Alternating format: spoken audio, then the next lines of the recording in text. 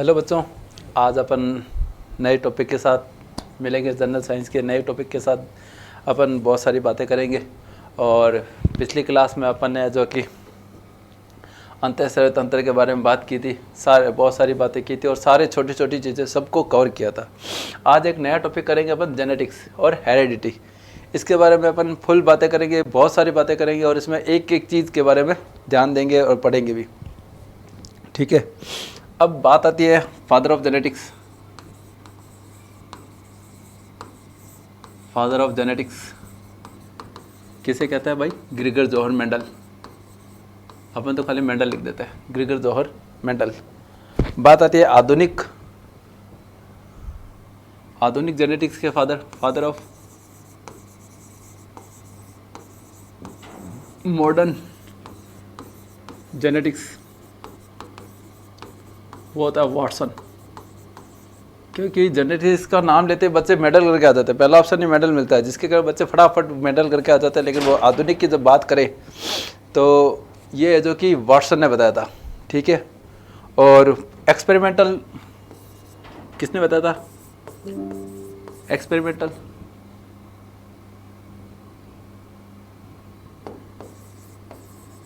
Experimental genetics के बारे में किसने बताया था? मॉर्गन ने। एक्सपेरिमेंटल जेनेटिक्स के बारे में किसने बताया था? मॉर्गन ने। ठीक है, कुछ छोटी छोटी चीज़ें हैं जिसके कारण बच्चे गलती करके आ जाते हैं। पूरा जेनेटिक्स पढ़ लेते हैं जैसे, लेकिन कुछ चीज़ें गलत करके आ जाते हैं। ठीक है, इसने वाटसन ने क्या कहा था कि जीन किसी भी लक्षण के लिए उत्तरदायी होता है।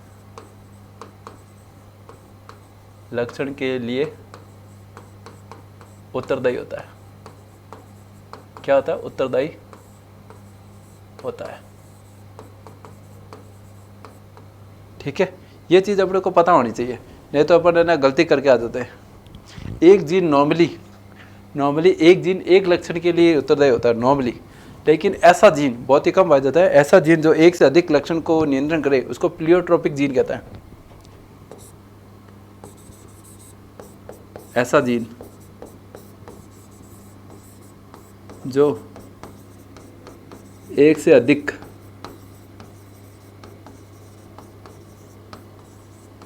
लक्षण के लिए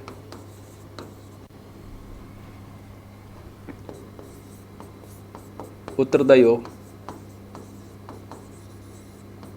उसको कहता है प्लियोट्रोपिक जीन। क्या? प्लियोट्रोपिक जी। ये छोटी छोटी चीज़ें होती है जो अपने को पता होना चाहिए। वही बंद तो नहीं होगा। छोटी छोटी चीज़ें होती है जो अपने को पता होनी चाहिए, नहीं तो अपन इसके बेस पे अपन है ना, इस पे छोटी छोटी चीज़ें होती है और क्वेश्चन होते हैं और अपन सिली मिस्टेक करके आ जाता है और गलत करके आ जाता है। बच्चों को कई बार एक बार पूछा गया था, पेपर में आया था, फादर ऑफ मॉडर्न जेनेटिक्स। बच्चे ये देखना भूल गए और सीधा मेडल करके आए। फिर बाहर आने के बाद पूछते हैं भाई इसका आंसर क्या था? वाटसन। ये तो हमने पढ़ा ही नहीं था, ये कैसे हो गया? ये छोटी छोटी गलतियाँ होती हैं। ठीक है, अब बात करते हैं अपन और कुछ। मेंडल है, मेंडल के बारे में बात करेंगे अपन। मेंडल की जो डेथ है वो 1886 में हो गई थी।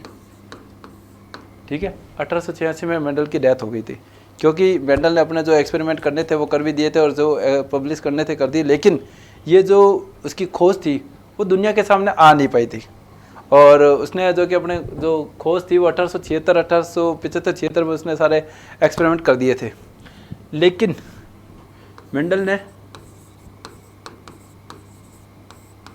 प्रयोग किस पर किए थे? मटर के पौधे पर। अब क्वेश्चन आता है, मटर के पौधा ही क्यों लिया? क्यों मटर ही क्यों लिया? क्योंकि एक साल में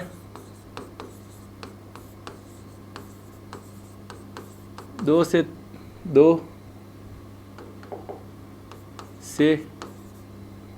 3 पौधे या पीढ़ी देख सकते हैं।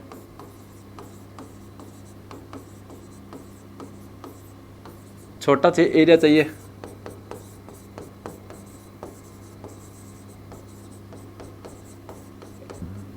इसलिए अपन इसने मटर का पौधा लिया कि फटाफट रिजल्ट भी मिल जाए और कम एरिया में ही अपने को सारा कुछ जो एक्सपेरिमेंट है वो कर सके, इसलिए इसने मेंडल ने मटर का प्रयोग किया था। ठीक है, लेकिन इसके जो एक्सपेरिमेंट थे अपन बात करेंगे, एकल संकरण द्विसंकरण सारी बात करेंगे, लेकिन भाई साहब इसके जो डेथ के 1886 में 1876 में इसने करीबन एक्सपेरिमेंट दे दिए थे, लेकिन इसके जो एक्सपेरिमेंट है वो पब्लिश नहीं हो सके, दुनिया में पब्लिश नहीं हो सके। आजकल आपको पता ही है हर चीज़ अपना पेपर या अपना जो काम है पब्लिश करने के लिए भी सेटिंग चाहिए, चेक और जैक। भाई ऐसे कहना नहीं चाहिए लेकिन है, रियलिटी है।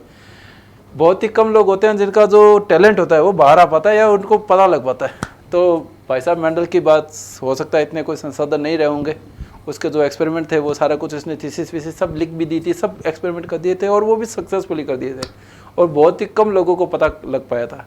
लेकिन 1900 में सन 1900 में मेंडल के जो प्रयोग थे उनका क्या हुआ, पुनः खोज हुई। मेंडल के प्रयोग की पुनः खोज हुई। मैं मेंडल के प्रयोग की पुनः खोज हुई। अब पुनः खोज हुई कैसे, 14 साल बाद 3 साइंटिस्ट थे, कहाँ के थे, हॉलैंड, जर्मनी, ऑस्ट्रिया के खोज हुई। एक तो हॉलैंड के, एक जर्मनी के, एक ऑस्ट्रिया के, 3 साइंटिस्ट थे। वो है जो कि जेनेटिक्स पर है ना स्टडी कर रहे थे, प्रयोग कर रहे थे। और उन्होंने बताया, ह्यूगो डी ब्रीज था हॉलैंड का, ह्यूगो डी ब्रीज था, और उन्होंने बताया कि मेंडल ने जो एक्सपेरिमेंट किए थे वो उस निष्कर्ष पर निकले, उसने रिसर्च पे निकले, उसके जो मेन जो रिजल्ट आने थे वो आए।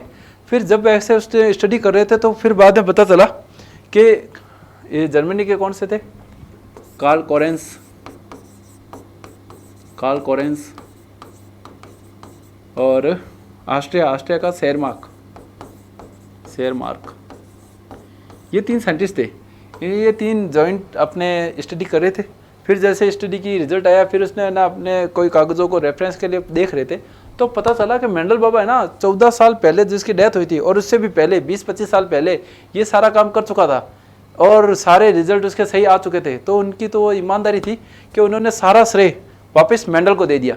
नहीं तो वो चाहते थे अपना नाम टैग छपा के और सीधा अपना अपनी प्रसिद्धि, अपना फेमस ले सकते थे, लेकिन ये ईमानदारी के कारण उन्होंने सारा वापस वही कह दिया कि मेंडल ने ये सब काम कर चुके थे और मेंडल की ये स्टडी थी और मेंडल ने ही ये डिस्कवर किया था सारे जेनेटिक्स के बारे में। फिर उसके बाद पता चला कि मेंडल की जेनेटिक्स में क्या इसकी उपलब्धियाँ रही, क्या क्या इसने किया था। ठीक है, ठीक है, अब देखते हैं कि मेंडल ने क्या क्या किया था। मेंडल ने कौन सा पौधा लिया था, मटर का पौधा लिया। अब देखो, जब भी जीन की बात करते हैं, जीन हमेशा क्या रहता है, जोड़े में रहते हैं। जीन क्या करता है भाई, एक लक्षण के लिए उत्तरदायी होता है, वो लक्षण हो सकता है या तो क्या हो, प्रभावी हो या अप्रभावी हो। इसके बेस पे वो नियम भी देगा, या प्रभावी हो या अप्रभावी हो, ये लक्षण हो सकता है ना। तो जीन को लिया उसने और जीन की अलग अलग क्रॉस करके अलग अलग उसने रिजल्ट दिए थे। ठीक है, और मेंडल ने ये जो पौधा लिया, फिर इसके बाद एक्सपेरिमेंट किया, और कब दिया इसने, 1866 में प्रयोग व रिजल्ट दिया। कब, 1866 में। ठीक है, 1866 में रिजल्ट दिया, 1886 में उसकी डेथ हो गई और 1900 में मेंडल के प्रयोगों का पुनः रिसर्च हुई, पुनः खोज हुई। ठीक है, अब देखो, समान जीन होते हैं, समान जीन का जोड़ा होता है तो उसको कहते हैं समयुग्मनजी। क्या, समयुग्मनजी। ऐसे टी ऐसे। असमान जीन के असमान जीन का जो जोड़ा होता है उसको कहते हैं विषम युग्मनजी। विषम युग्मनजी कैसे? जैसे टी टी हो गया, अलग अलग, वो विषम युग्मनजी। देखो अलग अलग अलग है। समान हो तो सम युग्मनजी, विषम असमान हो तो विषम युग्मनजी कहते हैं। ठीक है। अब ठीक है, मेंडल ने ना मटर के कितने लक्षणों को लिया प्रयोग के लिए? मेंडल ने क्या लिया? मटर के कितने लक्षण को लिया? करीब 7 लक्षण को लिया था। ठीक है, तो कौन कौन से लिया था?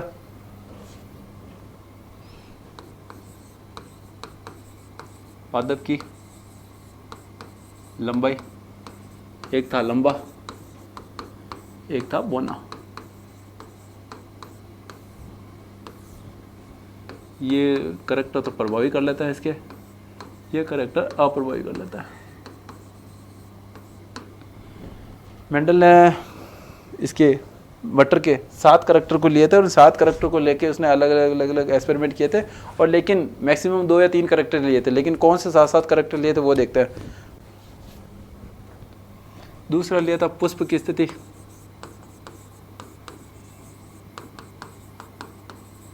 पुष्प की स्थिति कैसी थी उसके बारे में उसने बात कर ली थी। फिर उसके बाद फली की आकृति,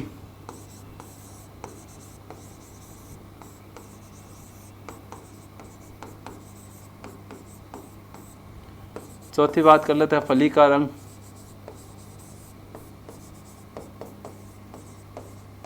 इसने अलग अलग एक्सपेरिमेंट किए थे, अलग अलग अपने रिजल्ट दिया था। ये तो था अक्षीय, ये था अंतस्थ। अक्षीय होती है ऐसे, अंतस्थ होता है ऐसे। ठीक है, फली की आकृति फूली हुई, ये हो गई सिकुड़ी हुई। फली का रंग है जो कि बात कर लेते हैं कि हरा था, और ये कौन सा था? पीला। पीला क्या था? अप्रभावी था। किसके लिए? फली के रंग की बात हो रही है, ये ध्यान रखना, फली के रंग की बात हो रही है। फिर क्या सी बात हो गई? फली की आकृति हो गई, फली का रंग हो गया, बीज की आकृति,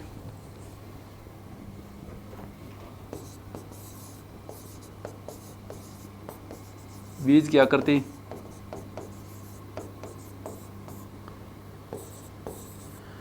बीज का रंग,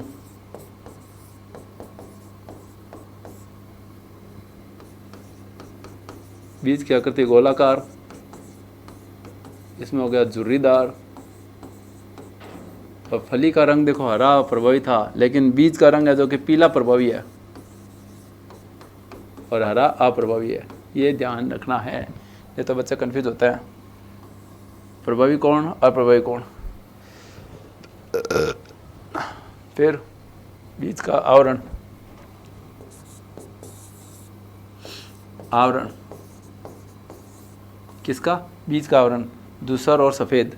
दूसर होता है हल्का मटमैला कलर का, और ये होता है सफ़ेद वाइट।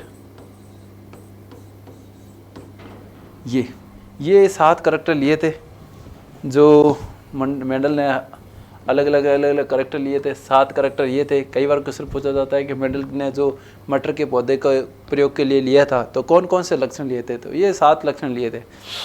पादप की लंबाई, फिर पुष्प की स्थिति, फिर फली का आकार, फली की आकृति, फिर फली का रंग, बीज की आकृति, बीज का रंग और बीज का आवरण। ये करेक्टर होते हैं। ठीक है, मेनली अपने को याद कौन कौन सा रखना है?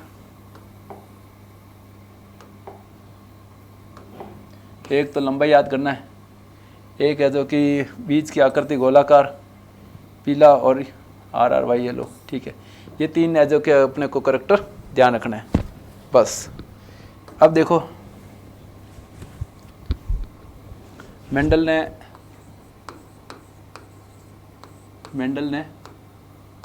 3 नियम दिए थे। 3 नियम दिए थे। कौन कौन से नियम दिया था? प्रभाविकता का नियम, प्रभाविकता का नियम, दूसरा कौन सा नियम दिया था? पृथक्करण का नियम, पृथक्करण का नियम। तीसरा कौन सा नियम दिया था भाई साहब? स्वतंत्र अपव्यूहन का नियम, स्वतंत्र अपव्यूहन का नियम। ये 3 नियम देते हैं। काफ़ी और क्वेश्चन पूछा जाता है कि मेंडल ने मेंडल ने कितने नियम दिए थे? 3 दिए थे। कौन कौन से नियम दिए थे? ये 3 नियम दिए थे। प्रभाविकता का नियम, पृथक्करण का नियम, स्वतंत्र अपव्यूहन का नियम। अब ये प्रभाविकता का नियम, पृथक्करण का नियम, स्वतंत्र अपव्यूहन का नियम जब समझना है, उसके लिए अपने को तो एकल संकर प्रयोग, द्विसंकर प्रयोग और ये बात करनी पड़ेगी। प्रभाविकता का नियम क्या होता है? F1 व F1 F2 PD में जो लक्षण प्रभावी होते हैं,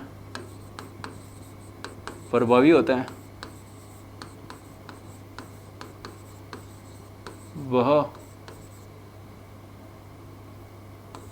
अपना लक्षण दिखाते हैं, अप्रभावी को दबा देते हैं। पृथक्करण का नियम, F2PD में जब F2PD बढ़ेगी तो वो जीन अलग होता है, पृथक होता है। F2PD के लिए,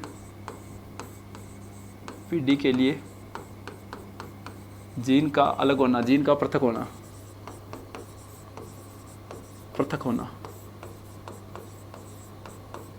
और स्वतंत्र अपव्यूहन का नियम क्या होता है? F2PD में लक्षणों का स्वतंत्र रूप से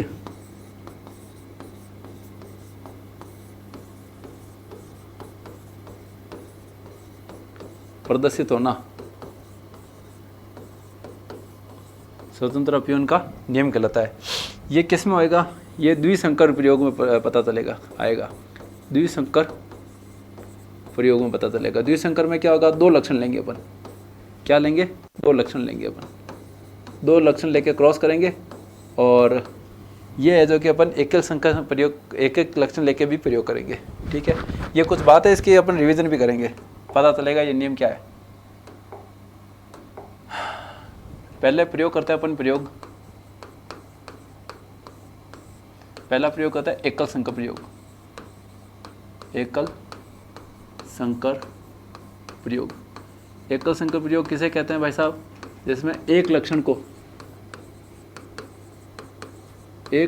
लिया जाता है। क्या लिया जाता है? एक लक्षण को लिया जाता है। एक लक्षण को लिया जाता है, फिर क्रॉस कराया जाता है। एक लक्षण को लिया जाता है। देखो, एकल संकर प्रयोग करेंगे, इसमें एक लक्षण को लिया जाएगा। इसमें प्रभाविकता का, पृथक्करण का नियम काम आ जाएगा। कैसे आता है वो देखो। अपन ने क्या लिया? पौधे की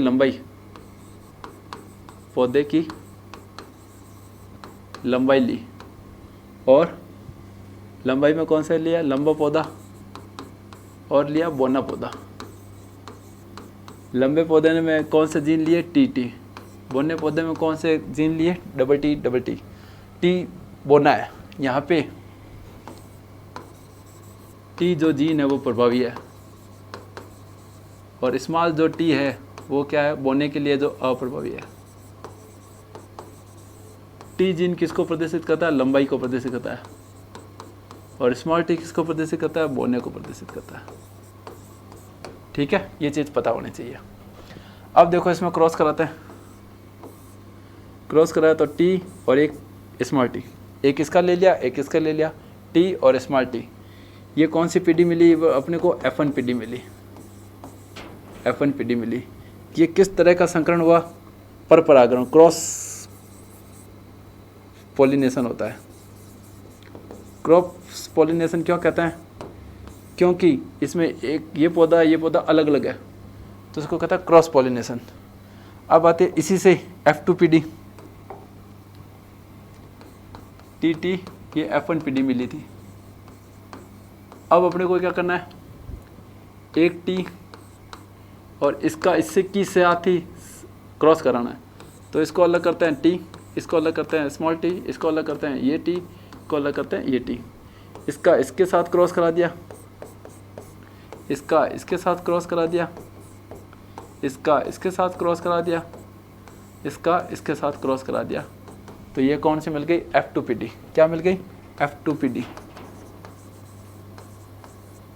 इसमें क्या हुआ, इसी का इसी के साथ संकरण कराया, तो इसको कहते हैं स्वपरागण,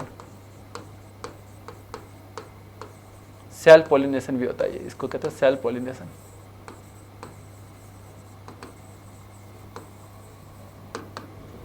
देखो एक मिली F1PD, एक मिली F2PD। F1PD ये लंबे थे, ये बोने थे, F1PD मिली। F1PD में ये जो पौधे थे वो कैसे थे, एक लंबाई का है एक बोने का है, लेकिन टोटल पौधा जब देखें तो कैसा मिला, लंबा पौधा मिला।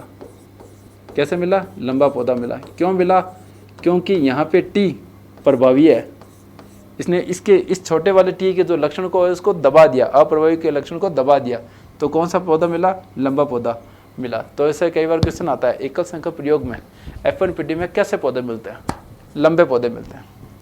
F2PD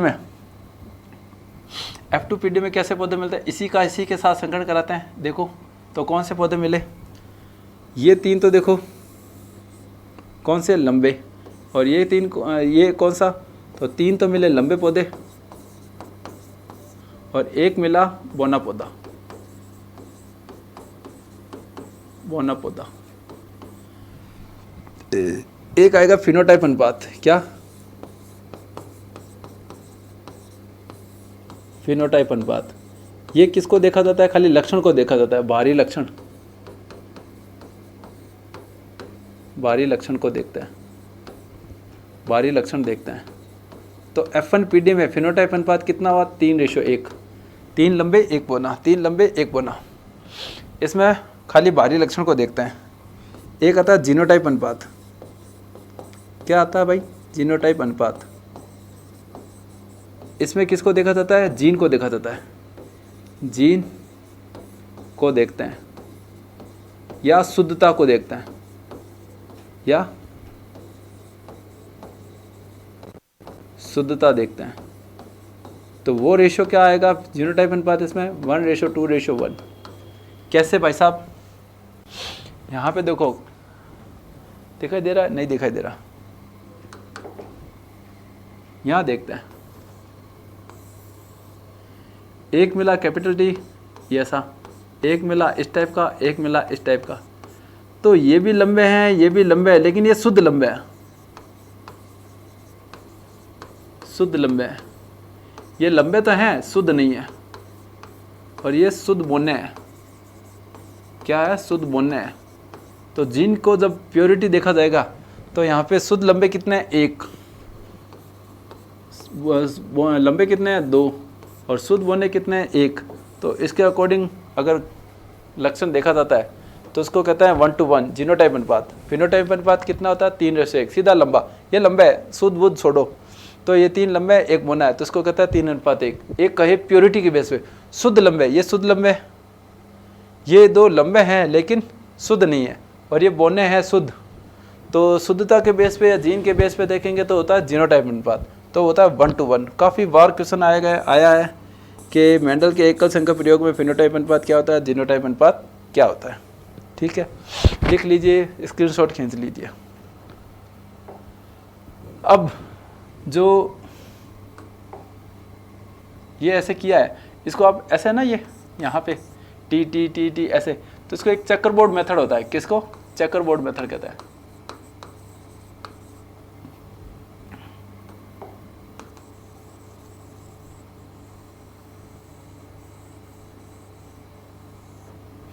चलो नेक्स्ट बोर्ड पे देख लेते हैं।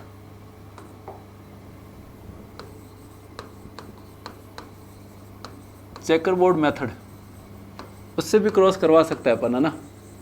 जैसे देखो ये टी टी था, इस टी टी का किया तो आपने टी टी को अलग कर लिया, इस टी टी को अलग कर लिया, ऐसे क्रॉस करवा दिया था। अब इसके अलावा भी क्या कर सकते हैं, इसमें ऐसा बोर्ड बनाओ, ठीक है। इन टी टी को अलग किया था, एक टी इधर कर दो, एक टी इधर कर दो, एक टी इधर कर दो, एक टी इधर कर दो, इस 2 को क्रॉस कर दो, इन 2 को क्रॉस कर दो, इन 2 को क्रॉस कर दो, इन 2 को क्रॉस कर दो, तो ये भी आंसर वही होता है, सेम ही होता है। इसको कहता है चेकर बोर्ड मेथड। और वो लाइनिंग मेथड कहता ही है, जो भी इसमें भी आंसर वही आया था। तो दोनों मेथड से कर सकते हैं, ठीक है। ये अपन ने किया था मेंडल के एकल संघ का प्रयोग में फिनोटाइप अनुपात 3:1, जीनोटाइप अनुपात 1:2, ठीक है।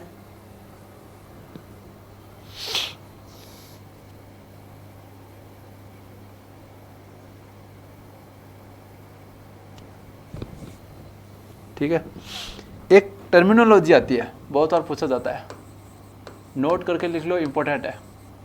बैक क्रॉस, एक आता है बैक क्रॉस, है ना, बहुत बार पूछा जाता है, व्युत्क्रम क्रॉस भी कहता है। एक होता है परीक्षण टेस्ट, टेस्ट क्रॉस।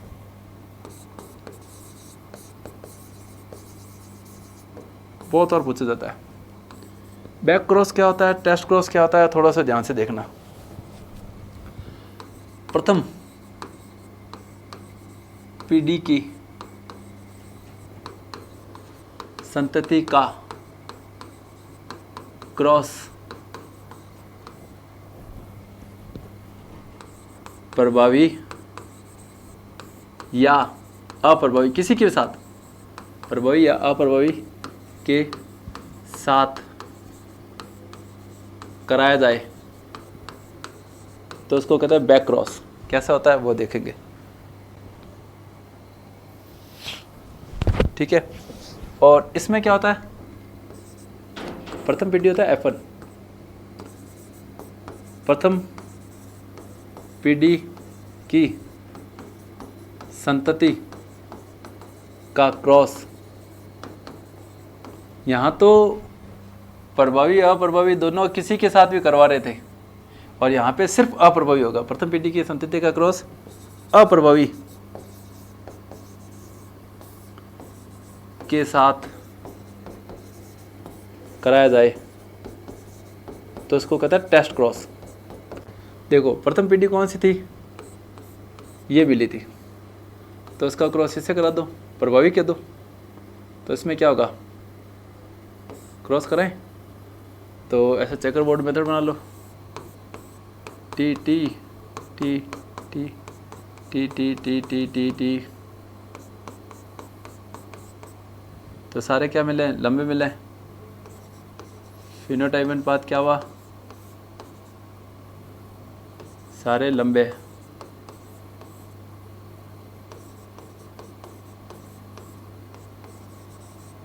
जीनोटाइप अनुपात क्या हुआ, 1:1।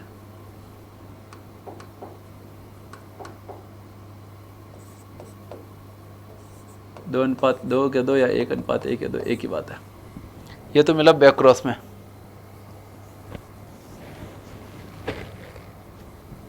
ठीक है, इसमें क्या होता है, इसमें प्रभावी के साथ भी करा सकता है, अप्रभावी के भी साथ करा सकता है। इसमें तो खाली अप्रभावी के साथ ही कराना है, तो टी टी अलग कर लो, ये टी टी अलग कर लो, इसका इसके साथ टी टी, इसका इसके साथ टी टी, इसका इसके साथ टी टी, इसका इसके साथ टी टी। तो लंबे कितने, 2, बोने कितने 2, रेशियो क्या 1:1। फिनोटाइप, ये कौन सा है, फिनोटाइप।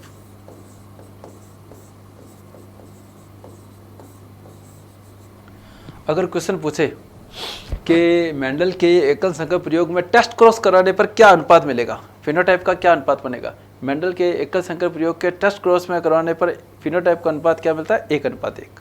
क्या मिलता है, 1:1 मिलता है। थोड़ा सा ध्यान रखना है, काफ़ी बार क्वेश्चन पूछा जाता है।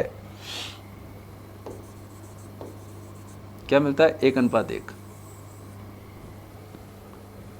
दिखाई नहीं दे रहा है क्या,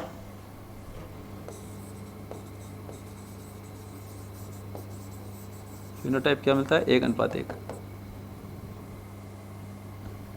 1:1 रेशियो मिलता है, थोड़ा सा ध्यान से देखना है। अब देखो एकल संख्या प्रयोग कर लिया अपन ने, द्विसंख्या प्रयोग करते हैं अपन, ये बहुत ही ज़्यादा इम्पोर्टेंट है। मेंडल का द्विसंख्या प्रयोग, द्विसंकर प्रयोग, मेंडल के द्विसंकर प्रयोग में क्या है, मटर के दो लक्षणों को लिया था। दो लक्षण कौन कौन से लिए थे? बीज का आकार, अभी एकल संघ का प्रयोग एक लक्षण लिया था, यहाँ पे बीज का रंग का रंग। ठीक है, इसमें क्या होता है? आर आर ले लो, वाई वाई ले लो, स्मॉल और वाई वाई। यहाँ पे आर किसके लिए है? बीज का आकार जो गोलाकार है वो प्रभावी के लिए है। ये क्या है? प्रभावी है। स्मॉल आर क्या है? झुर्रीदार है। ये क्या है? अप्रभावी है। ये वाई क्या है? फली का रंग है क्या?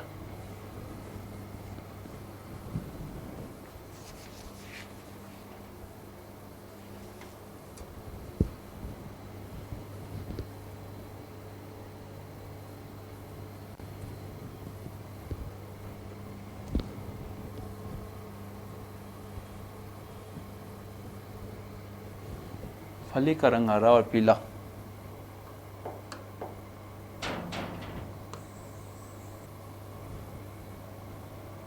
ठीक है, यहाँ ये फली का रंग है। क्या ये फली का रंग हरा? फली का रंग है हरा। हरा क्या है? प्रभावी है। और ये क्या है? पीला। ये क्या है? अप्रभावी है। ये अपने को ध्यान रखना है। अब देखो, इससे क्रॉस कराया, क्या मिला? R R Y Y. ये क्या मिल गई आपकी? F1PD, F1 संतति मिल गई आपकी। द्विसंकर प्रयोग की F1 संतति प्रभाविकता का लक्षण देखें तो इसमें क्या मिले हैं? गोलाकार और हरी, गोलाकार और हरे पौधे मिले। ठीक है,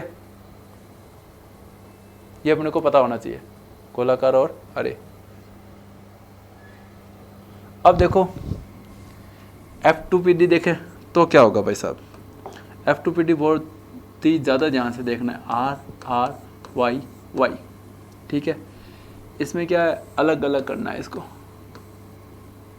आर आर वाई वाई, इन दो को अलग कर दिया। आर वाई,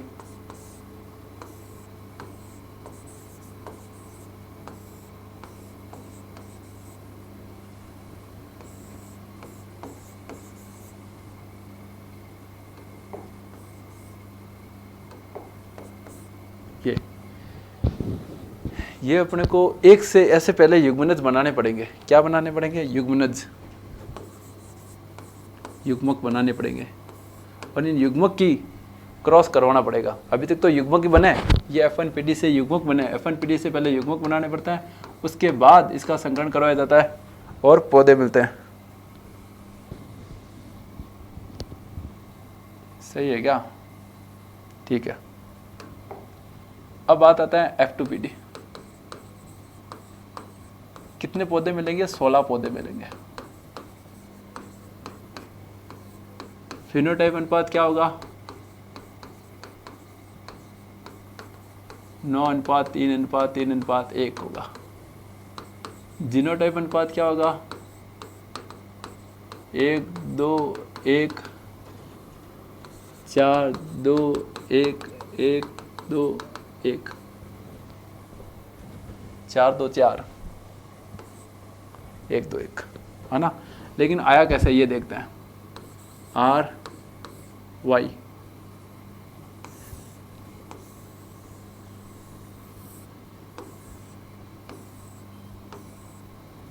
ये 16 पौधे ऐसे मिलेंगे। R Y R Y R Y R Y,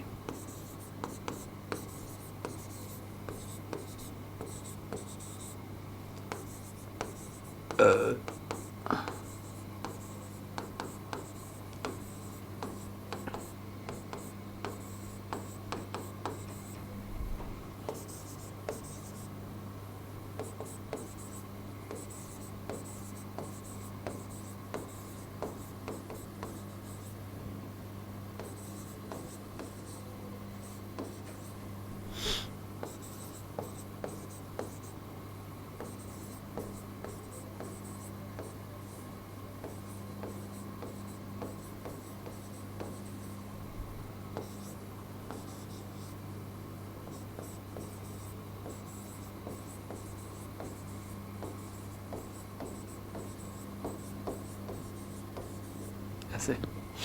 अगर बात करें तो पहले तो बात करते हैं गोलाकार और हरे, वो कितने मिलेंगे 9।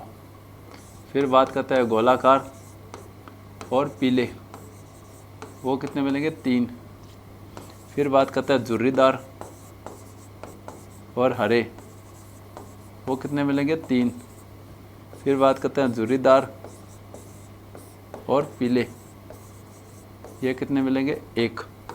ये आपका फिनोटाइप अनुपात मिलेगा। ठीक है, गोलाकार होगा जिसमें एक आर तो होगा ही होगा और हरे होगा तो एक वाई तो होगा ही होगा। इसमें गोलाकार पीले है तो दोनों वाई हो जाएंगे और झुर्रीदार है तो दोनों आर हो जाएंगे, ये अपने को पता चल जाएगा। ठीक है, ये क्रॉस होगा। ये देखो, इनको ऐसे शो कर देता है, इसको ऐसे शो कर देता है, इसको ऐसे शो कर देता है और इसको स्टार से शो कर देता है। गोलाकार हरे,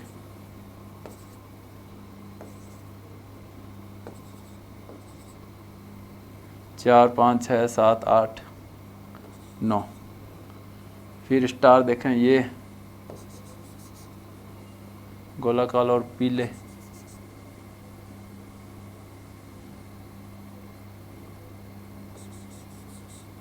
ठीक है। फिर उसके बाद है जो कि झुर्रीदार और हरे, ये देखो काउंट कर लेना, आंसर हमेशा सही आएगा। ठीक है, इसलिए पूछा जाए कि मेंडल के द्विसंकल्प प्रयोग में जीनोटाइप अनुपात कितना होता है, 1:2:1, 4:2:4, 1:1। और फिनोटाइप अनुपात ही पूछा जाता है नॉर्मली 9:3:1। नॉर्मली क्वेश्चन ऐसे पूछा जाता है, लेकिन अपने को ये भी पता होना चाहिए कि ये आया कैसे। ठीक है, अब आता है मेंडल के नियम के अपवाद। अपवाद आता है अपूर्ण प्रभाविकता। मेंडल नियम के अपवाद, तो ये नियम दिया तो कहीं ना कहीं तो अपवाद भी आया होगा, तो उसको कहता है अपूर्ण प्रभाविकता। प्रभाविकता का नियम था, उसका आ गया अपूर्ण प्रभाविकता। पूरा प्रभाविकता का नियम दे नहीं पाया होगा, तो इसको कहता है अपूर्ण प्रभाविकता का। ये क्या था, मेंडल के नियम का अपवाद था। ये नॉर्मली क्या होता है, कोरेंस एक साइंटिस्ट था, उसने बताया था। कोरेंस ने,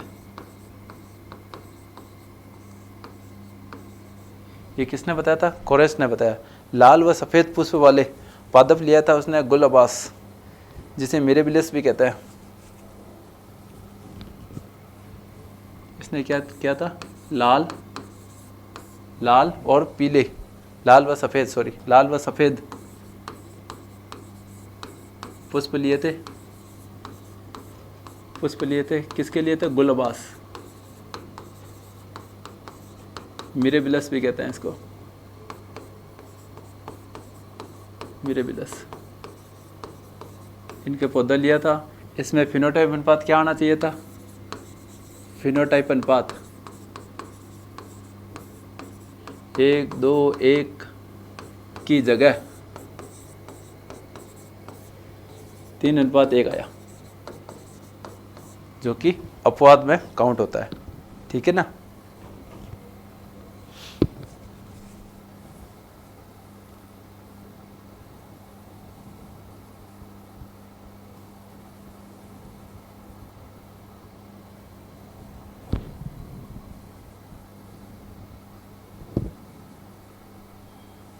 ठीक है, ध्यान रखना है अपने को, अपूर्ण प्रभाविकता का नियम।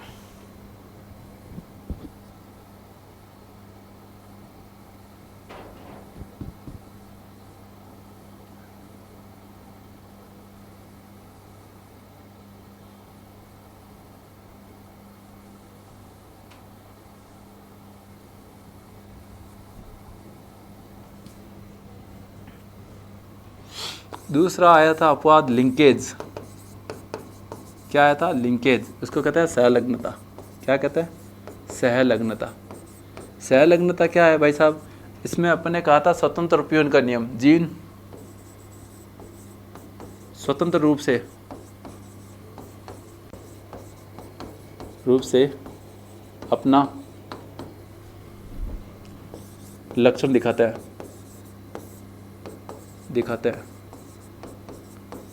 लेकिन वाटसन और पुनेट ने जो आधुनिक जेनेटिक्स का फादर है, वाटसन व पुनेट ने बताया कि जीन स्वतंत्र रूप से नहीं, जोड़े में, कि जीन जोड़े में पाया जाता है। तो स्वतंत्र रूप से कैसे लक्षण देंगे? जोड़े में पाए जाता है, और जोड़े में पाए जाते हैं तो स्वतंत्र रूप से अपना लक्षण प्रकट करना थोड़ा मुश्किल हो जाता है।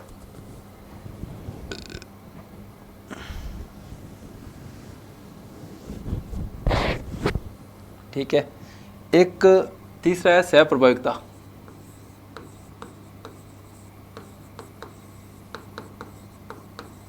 तीन अपवाद ध्यान रखने होता है: अपूर्ण प्रभाविकता, सहलग्नता और सहप्रभाविकता। सहलग्नता, सहप्रभाविकता, सहप्रभाविकता, प्रभाविकता के साथ सहप्रभाविकता। ठीक है, ये चीज ध्यान रखना है। इसका तो नाम याद रख लो, सहप्रभाविकता। ठीक है, और कुछ भी नहीं है। तो अपूर्ण प्रभाविकता का नियम, लिंकेज या सहलग्नता का अपवाद थोड़ा सा ध्यान रखना है। ये चीज़ मोटा मोटा अपने को ध्यान रखनी होती है जेनेटिक्स में, क्योंकि इसके बेस पे क्वेश्चन आता है और अपने को क्वेश्चन एक भी गलत करना नहीं है। ठीक है, ये है जेनेटिक्स के बारे में। जेनेटिक्स, जीन के बारे में जॉनसन ने बताया था, जीन के बारे में जॉनसन ने बता दिया था। ठीक है, क्या जीन शब्द है जो किसने दिया था? जॉनसन ने दिया था, साइंटिस्ट है।